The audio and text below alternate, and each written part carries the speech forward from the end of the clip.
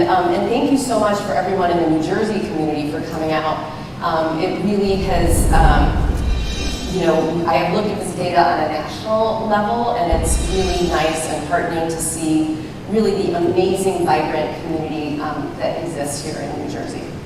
And I encourage you to get up and walk around if you want to. Maybe this could be a different way of doing conferences. Everybody get their steps in. So I have no disclosures.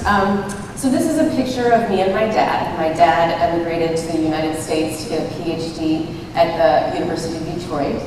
I'm about 3 years old there. I came to the US when I was 2. And my dad died of a heart attack at 39 in 1984, which is what got me into my business. And I hope to prevent this kind of tragedy in other families. And I'll show you the data that we have come a long way, but we still have a long way to go. Anyone attend the beautiful gala last night in the same room? A few people. And do you remember the story of KK, the musician? So he was 53 when he died. So we still have a long way to go. And he had symptoms. He had atypical symptoms of heart disease. And this has been shown in South Asians also, right? My dad took a day off work, which he never takes a day off work, took a day off work, and he just had fatigue all day. And when he went to the primary care physician's office, not the ER. And they got an EKG, of course, ST elevations everywhere. He had, as you heard on the panel, a widowmaker lesion. They put in a stent. At that time, we didn't have drug-eluting stents.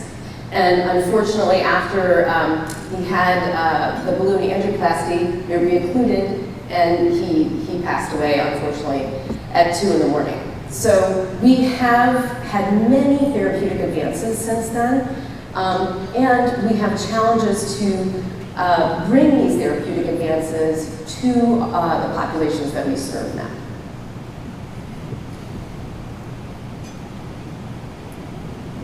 Okay, so today I'm going to be talking about the background of South Asian health, which a lot of speakers did a great job of over the last few days, so I'll keep that brief. Overview of cardiovascular disease in South Asians. Again, I'll also try to keep that brief. Talk a little bit about the big data sources that we've used to think about prevention and epidemiology, and also future directions of our work. So I want us to pay attention to the numerators and denominators and how we define things. So here, I shifted the focus from the total population to all Asians. So Asians make up 60% of the world's population, and Indians make up 40%, South Asians make up 40% of these Asians. South Asians make up 30% of Asian Americans, and I apologize, I do go back and forth between South Asian and Asian Indian, and that's because of the way the data is collected in the United States.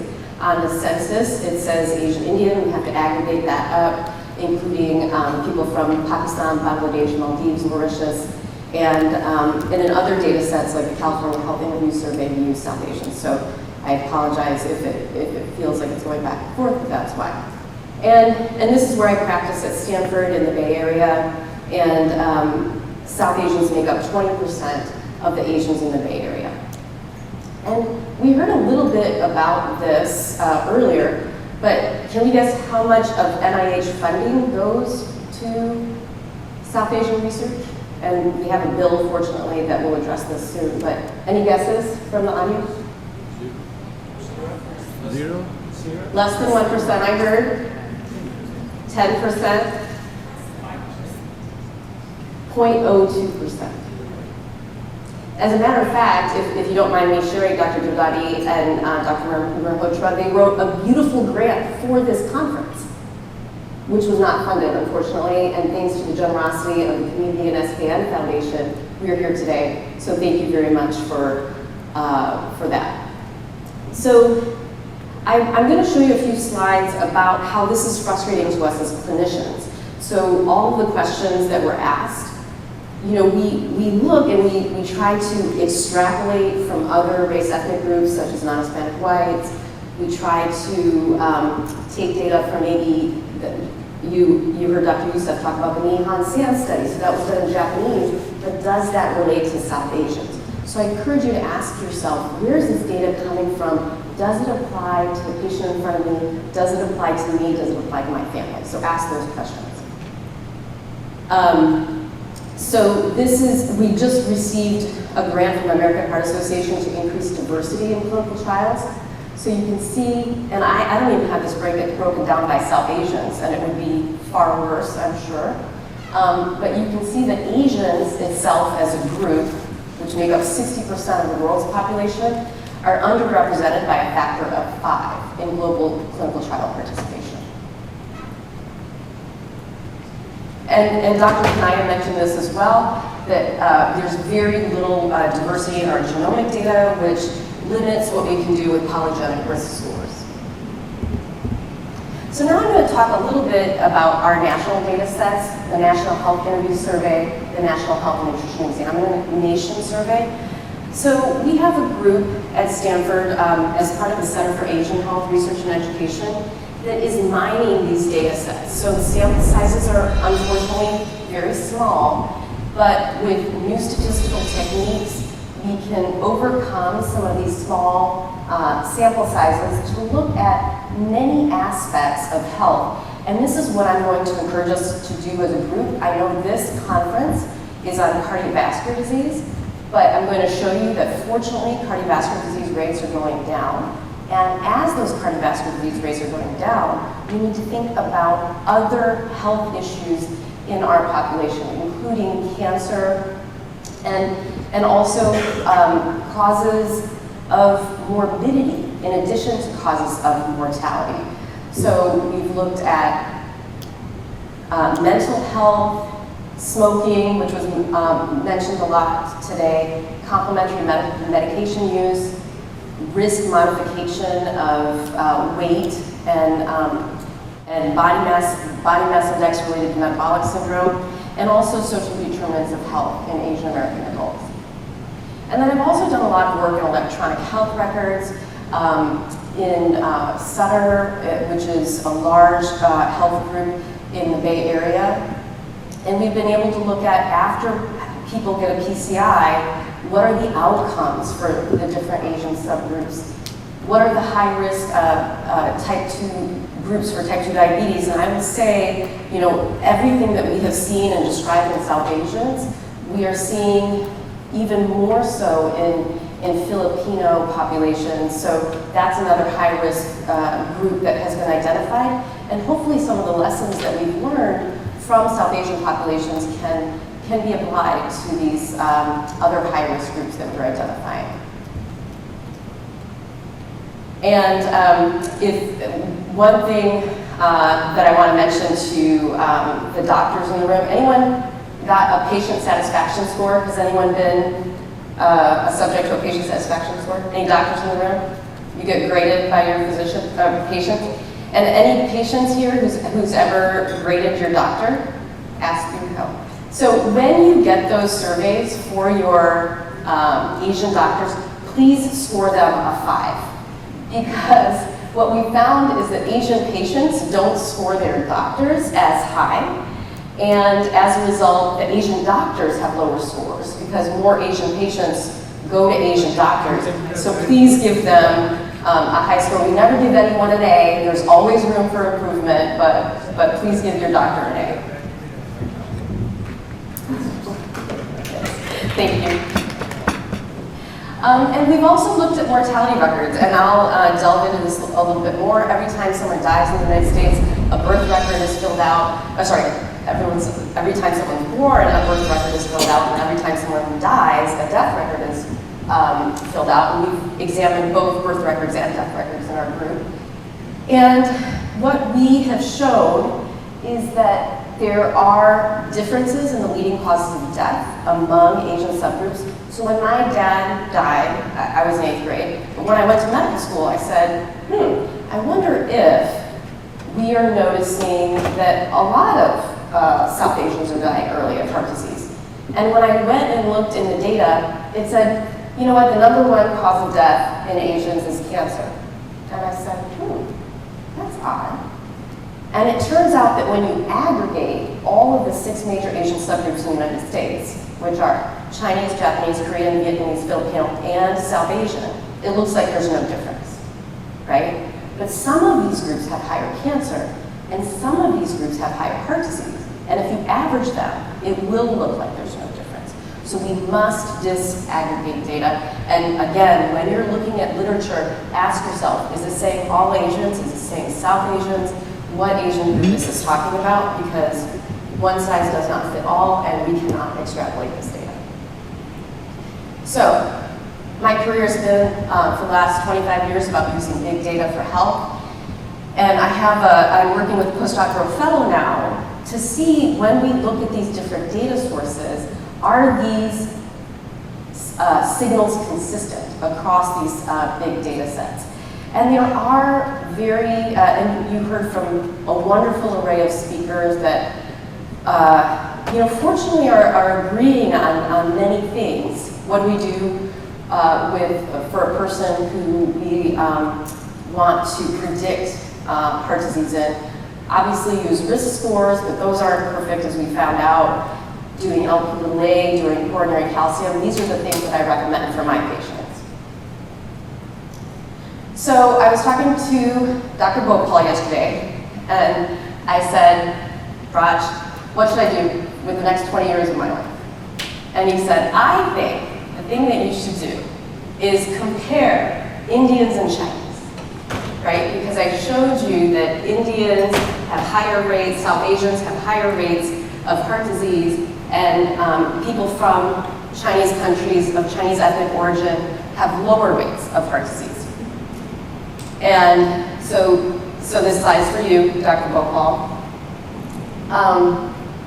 So one thing that has been very interesting to me is that when we talk about cardiovascular disease, and Dr. Youssef said this also, you should think about heart disease versus stroke. So cardiovascular disease mortality varies widely across Asian countries. And when we look at China, statistics from China, stroke is the predominant form of cardiovascular disease, and heart disease less predominant.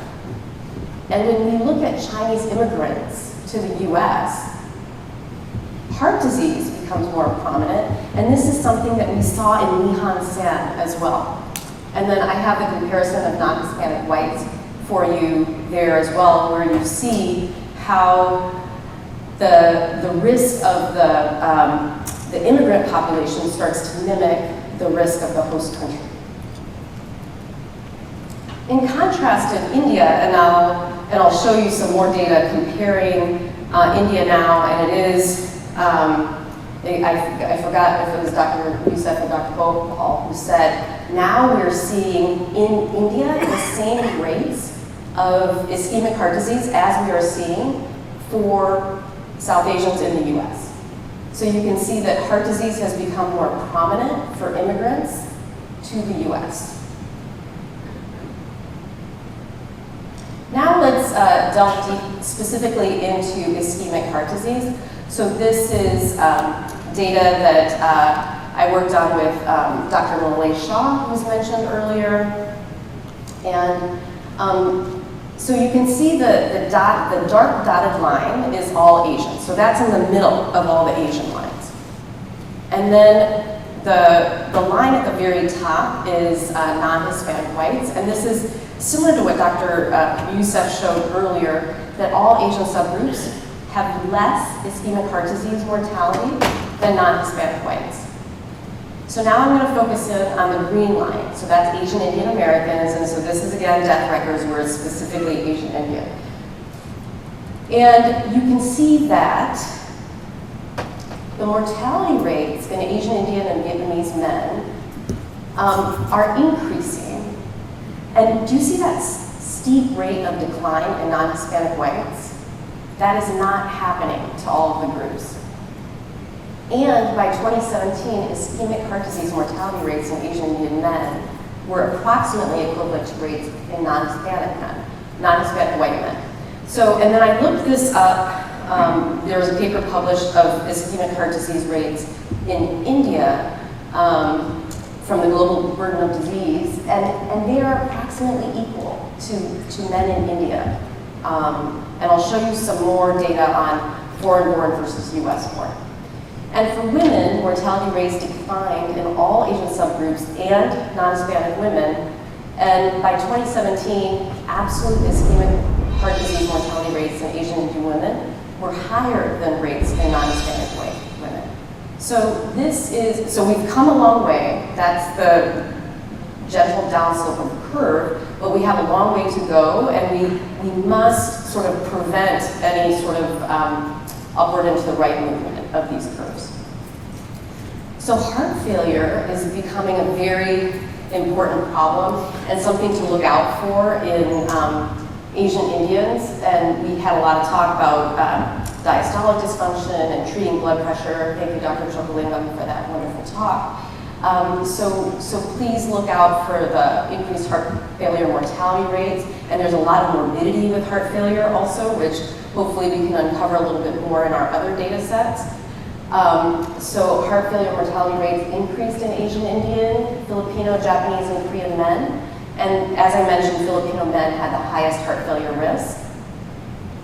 And similarly for women, the highest mortality rates were in Asian Indian and Filipino women. And in terms of stroke, cerebrovascular mortality rates increased in Chinese, Filipino, and Japanese men, and among Asian subgroups in 2017, the highest mortality rates were in Vietnamese men. And similarly for women. So what is the conclusion? So South Asians are disproportionately affected by cardiovascular disease risk factors, as we saw from many of the talks. They're 4 times more likely to develop cardiovascular conditions and disease than the rest of the population. They're more likely to have type 2 diabetes. And many South Asians, like me, have a family history of heart disease. And we talked a lot about these risks already. I won't belabor them.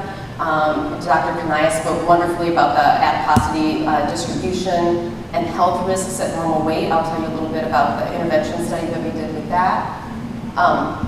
Genetic variation in Lp(a). My husband has high Lp(a). He takes 80 of atorvastatin, and my daughter has inherited this. So these risks that we have in our families are in the next generation too, and this is something that we all need to work on, either with newer therapies like PCSK9 and glycerin, how to lower those rates going further. And then we had an excellent question about the environmental change. And hopefully we'll find out more about that from the Masala study and the work that Dr. Kandula and Nilay Shah are doing. So I wanted to go over this. This was the paper that Dr. Youssef referenced in terms of foreign-born versus US-born. And so females are on the left, males are on the right. And so for the students in the audience, you may have heard of the healthy immigrant effect. You should say it loud and proud. No, I don't see that healthy immigrant effect. And we did not see the healthy immigrant effect. And I've been scratching my head because I was like, what? I read about the healthy immigrant effect, and we did this in Japanese also, and Chinese and Koreans, and we don't see the healthy immigrant effect. The healthy immigrant effect has been described a lot in the US in Hispanic populations, but I am not seeing it in Asian populations at all. So this is good news to some extent, but remember that as these rates are going lower, rates of other disease are going higher, including cancers. Other work I've done, South Asians are less likely to get mammographies, pap smears, colonoscopies, so please get all of those preventive screenings in addition to what you're doing for heart disease prevention. For my clinical work, I do pharmacogenomics. Dr. Don Lloyd-Jones mentioned this as well today. There's a CYP2C19 polymorphism that, had my dad survived his heart attack, may have caused increased bleeding in him if he were to take Plavix in this day and age.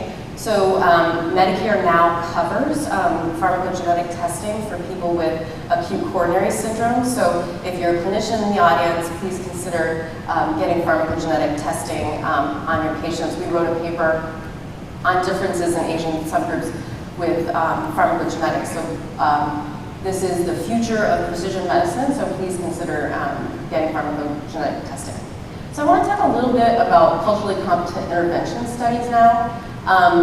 So we did a study with Bollywood dancing. Turns out that it works great to lower hemoglobin A1C. This was in collaboration with the Indian Community Center in Milpitas. And then this intervention was picked up by the Netherlands because there is a South Asian population that emigrated to Suriname, repatriated to the Netherlands, and so they've shown in the Netherlands that this Bollywood dancing intervention works. I also did a study for low carbohydrate diet, and it does improve insulin resistance. What the participants actually did was just ended up not eating the carbohydrate, the rice or the roti. I remember Dr. Gopal said yesterday, you're not taking any of the rice from the buffet, and that's exactly what the patients in this study did. And then finally, I'm going to talk about the strength training in normal weight diabetic study. So this is a study, we published the protocol, and this is preliminary data, so please don't take any pictures, and we'll maybe try to take it out of the recording. So this is a study where I took people with normal weight diabetes, not only South Asians, but 80% of them were Asian, 40% South Asian, 40% Chinese, just by the demographics of the Bay Area. That's the way it worked out. And we randomized them to aerobic training only, so taking a walk or other aerobic activity, strength training only, so only lifting weights in the 12 major muscle groups, or a combination of both for 3 times a week. That was the dose of the exercise.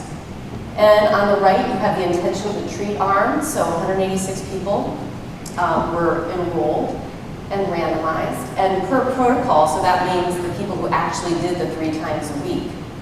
And so you can see that in the intention to treat, and we see this in a lot of studies, if you simply tell people to do things, some of them do it and some don't, there was no statistically significant difference. But in the per protocol arm, you can see that there's a very good contrast between aerobic and strength, with strength training being much better at lowering hemoglobin A1C.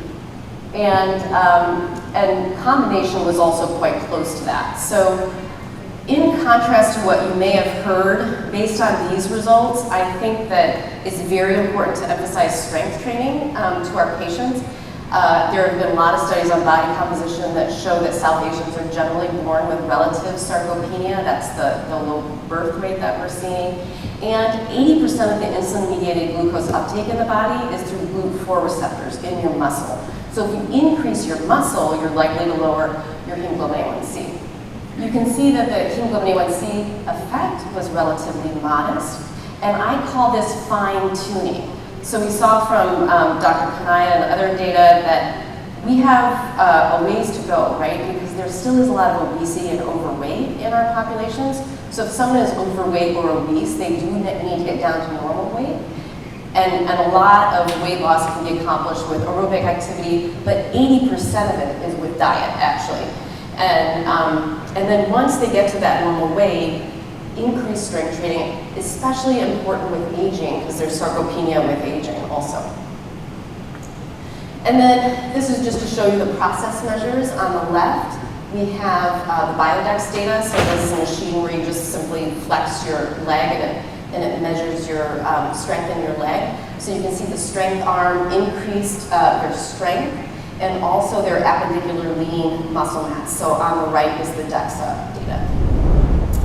So I want to tell you a little bit about the Center for Asian Health Research and Education. We established it in 2018. We, similar to here, have a wonderful community of Asians there.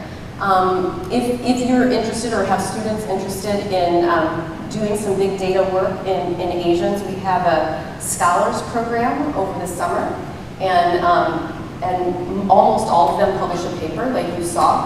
So please help us in increasing knowledge in South Asians. Thank you.